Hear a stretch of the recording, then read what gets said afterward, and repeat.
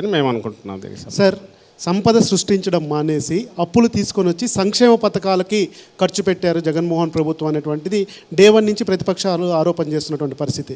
నేనైతే అదే పొజిషన్లో ఉంటే సంపద సృష్టించి అందరికీ అభివృద్ధితో పాటు సంక్షేమ పథకాలు కూడా ఇస్తానన్నటువంటి ప్రచారాన్ని కూడా స్టార్ట్ చేశారు. ఇప్పుడు ఎన్నికల మేనిఫెస్టోలో కూడా అదే చెప్తున్నారు. అభివృద్ధి మీ క్వశ్చన్లోనే ఆన్సర్ ఉంది. మీరు అడగాల్సింది ఆయన్ను. నిజంగా అప్పులు చేసేసి శ్రీలంకన్ చేశాడన్న వ్యక్తి ఈరోజు మొన్న జగన్మోహన్ రెడ్డి గారు కూడా ఎక్స్ప్లెయిన్ చేశారు.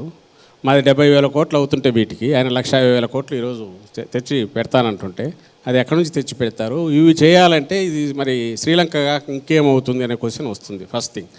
రెండోది సంపద సృష్టి. దానికి కూడా మొన్న మేనిఫెస్టో రిలీజ్ సందర్భంలో జగన్మోహన్ రెడ్డి గారు చెప్పారు, చూపించారు. విత్ ఇవన్నీ RBI sources, central government CAG నుంచి వచ్చి, సెంట్రల్ గవర్నమెంట్ ఫైనాన్స్ మినిస్ట్రీ వీటి నుంచి వచ్చినవి. ఏ రోజు ఇంతవరకు చంద్రబాబు నాయుడు గారు ఉన్నప్పుడు సంపద సృష్టి అనేది జరగలే. ఆయన లేనప్పుడు జరిగింది. అంటే రెవెన్యూ డెఫిసిట్ లేకుండా ఉండడం ఆయన లేనప్పుడే కొంత కనిపించింది తప్ప ఆయన ఉన్నప్పుడైతే ఎప్పుడు జరగలేదు. మరి అలాంటి ఆయన అసలు రెండోది మనం కామన్ సెన్స్తో ఆలోచిస్తాం. సంపద సృష్టి నైట్ ఓవర్ నైట్ అయ్యేదా? ఏ రకంగా జరుగుతుంది? ఏమైనా ఆలీబాబా దీనిలాగా 40 దొంగల్లాగా ఆయన తీసుకుని దాని బిల్డింగులు కట్టడంలో ఫెయిల్ అయ్యారు. బిల్డింగులు నిర్మించడంలో కానీ తర్వాత ఆకర్షణీయమైనటువంటి రాజధానిని చూపించడంలో కానీ విఫలమయ్యారన్నటువంటి ఆయన కాలే కదా. పోనీ ఆయనకు 5 ఏళ్ళు ఇచ్చారు ప్రజలు. ఆయన అనుకున్న రాజధాని అయినా గొప్ప కంప్యూటర్లో తప్ప రియల్గా ఎందుకు కట్టలేకపోయాడు? 5 ఏళ్ళు వాల్యుబుల్ టైమే కదా. ఆ ఫ్లైఓవర్ కూడా జగన్మోహన్ రెడ్డి గారు వచ్చి కట్టాల్సి వచ్చింది విజయవాడలో. ఈయన వచ్చినాక ఆ ఫ్లైఓవర్, కనకదుర్గ ఫ్లైఓవర్ జగన్మోహన్ రెడ్డి గారు పూర్తి చేయాల్సి వచ్చింది. బెంచ్ సర్కిల్ దగ్గర ఉన్న ఫ్లైఓవర్ ఒకటి సగం ఉంటే అది పూర్తి చేసి రెండవది పూర్తి వేసాం. కరకట్ట రోడ్డు వెడల్పు చేస్తున్నాం. బైపాస్ రోడ్డు ఈరోజు పూర్తిగా వచ్చింది.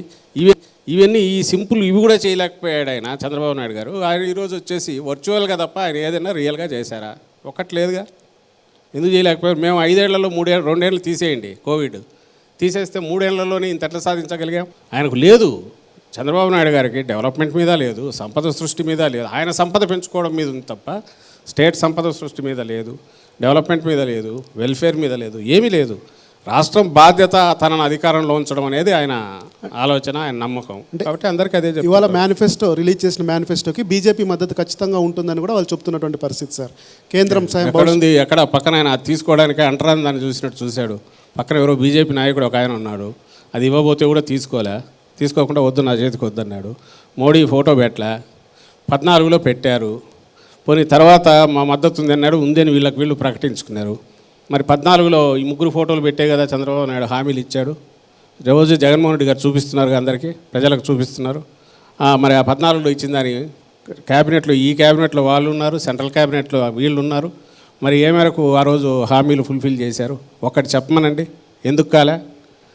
ఈరోజు ఫోటో కూడా పెట్టలే. కనీసం ఆ రోజన్నా ఫోటో పెట్టుకుని ఈయన ప్రింట్ చేయించుకున్నాడు. ఈరోజు అది కూడా మాకు సంబంధం లేదు, మాకు మీదన్నారు. పక్కన నిలబడి అది పట్టుకోవడానికి కూడా ఒప్పుకోలే. దాన్ని అంటరాని దాని కింద పక్కన పెట్టేశారు బీజేపీ వాళ్ళు. ఇంకా అలాంటప్పుడు ఏముంటుంది వాళ్ళ నుంచి? వాళ్ళకు కూడా ఇది అర్థమైనట్టుంది. ఇది అర్థమైంది తెలుసు ఊరికి. ఇది ఊరికి పగటికలలో అరచేతిలో చూపించేది. దీనికి మేమెందుకు కమిట్ కావాలని వాళ్ళు జరిగినట్టున్నారు పక్కన. సజ్జల గారు, మీరు అలా అంటున్నారు కానీ చంద్రబాబు నాయుడే స్వయంగా ప్రెస్ మీట్లో చెప్పాడు, మేము జనసేనతో చర్చలు జరిపాము, తయారు చేశాము, బీజేపీతో కూడా సలహాలు సూచనలు తీసుకున్నాము, దాన్ని అమలు చేయడానికి పూర్తి స్థాయిలో వాళ్ళు సహకారం ఇస్తామన్న అన్న అంశాన్ని కూడా ప్రెస్ మీట్లో ప్రస్తావించారు. వాళ్ళు అనట్లేదు కదా. ఒకటి ఇది కూడా కొత్త అనుభవం అయితే, కొత్తగా పెళ్ళి అయింది ఏదో ఎక్స్పెక్ట్ చేయొచ్చు. 14లో ఇదే ఎక్స్పెరిమెంట్ అయింది కదా. ఆ రోజు ఫోటో కూడా పెట్టారు కదా మోడీ గారి ఫోటో. మరి ఎంతవరకు దాన్ని ఇంప్లిమెంట్ అయింది? ఏది జరిగింది? ఆయన చెప్పిన దాంట్లో జరిగింది ఏదైనా ఆయన చెప్పుకోగలిగారా? ఎంతసేపు చంద్రన్న కానుక, అన్న క్యాంటీన్ అంటాడు తప్ప పెద్ద మేజర్ ఇష్యూస్ ఏమన్నా రైతు రుణమాఫీ చేశానని చెప్పగలడా? నిరుద్యోగ వృత్తి పూర్తిగా ఇచ్చానని చెప్పగలడా? 3 సెంట్ల స్థలం అన్నాడు, ఇచ్చాడా? చెప్పగలడా? ఏమీ లేవు కదా. రుణమాఫీ మీదనో, ఉచిత బస్సు ప్రయాణం మీదనో, గ్యాస్ సిలిండర్లు ఉచితంగా ఇవ్వడం మీదనో డిపెండ్ కావాలన్నా సొంత కాళ్ళ మీద నిలబడి వాళ్ళంతటా వాళ్ళు మీట్ కాగలగడం, మార్కెట్ ఫ్లక్చుయేషన్స్ని కానీ రేట్లను కానీ మీట్ కాగలిగేట్టు చేయగలగడం ముఖ్యమా అంటే రెండో దానికే ప్రిఫరెన్స్ ఇస్తున్నాం. అందులో భాగంగానే ఏది చేసినా మీరు హోలిస్టిక్ అప్రోచే చూస్తారు. ఇందులో అత్యంత ఖరీదైన విద్య, వైద్యం ఈ రెండింటినీ పూర్తిగా అడ్రస్ చేస్తున్నాం. అలాగే వ్యవసాయం మీద పూర్తి దృష్టి పెట్టాం.